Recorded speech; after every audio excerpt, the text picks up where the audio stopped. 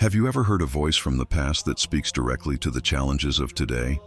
A voice of courage, wisdom, and unwavering spirit? Today, we journey back in time to listen to such a voice, that of Tatanka Ayotake, better known as Sitting Bull, the legendary Hunkpapa Lakota leader. His words are not just historical artifacts, they are timeless lessons in leadership, resilience, and living in harmony with the world around us. So, get ready to be inspired. If we must die, we die defending our rights. This single powerful statement captures the essence of Sitting Bull's resolve. He wasn't a man who sought conflict, but he would never back down from defending his people, their land, and their way of life.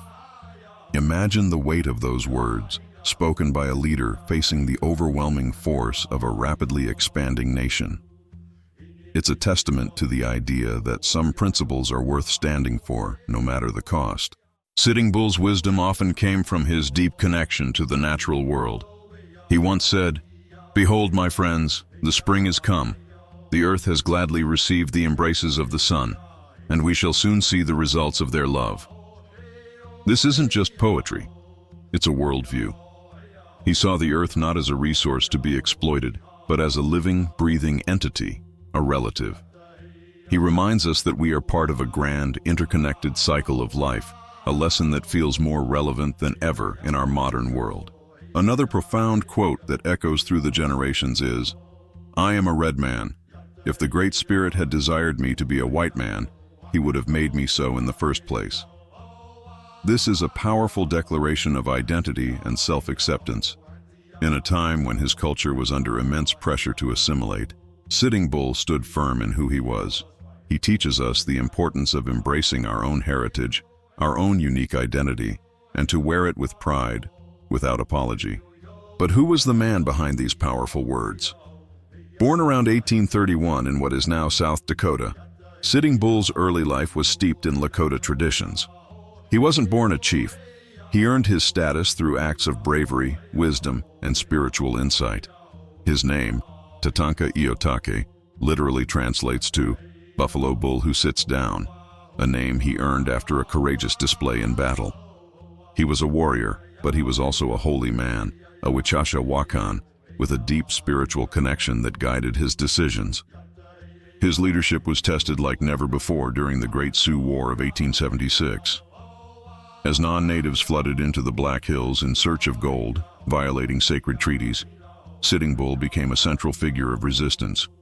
He was not a war chief in the traditional sense. He was a spiritual leader who inspired and united various Lakota, Cheyenne, and Arapaho bands. His vision of soldiers falling from the sky like grasshoppers famously foretold the Lakota victory at the Battle of the Little Bighorn. This wasn't just a military victory, it was a moment of profound spiritual and cultural defiance. Let's reflect on another piece of his wisdom. The white man knows how to make everything, but he does not know how to distribute it. Think about that for a moment. This observation from the 19th century critiques the inequality and imbalance that can arise from progress without conscience. Sitting Bull saw a society that could create immense wealth and technology, but failed to share it justly, a problem we still grapple with today. His words challenge us to think not just about what we can create, but how we can build a more equitable world for everyone. After the Little Bighorn, Sitting Bull and his followers were relentlessly pursued. To protect his people from starvation and further conflict, he led them into exile in Canada. For 4 years they lived there, maintaining their traditional ways as much as possible. However, dwindling buffalo herds and the harsh realities of exile eventually forced him to return to the United States and surrender in 1881. He became a prisoner of war, a stark contrast to the free life he had always known. Even in this new reality, his spirit remained unbroken. He famously joined Buffalo Bill's Wild West show for a short period. Many saw this as a capitulation, but Sitting Bull had his own reasons. He used the opportunity to travel and speak, hoping to educate white audiences about his people and their plight. He would often give his earnings to the poor and hungry children he saw in the cities. It was another form of resistance, using the master's stage to tell his own story.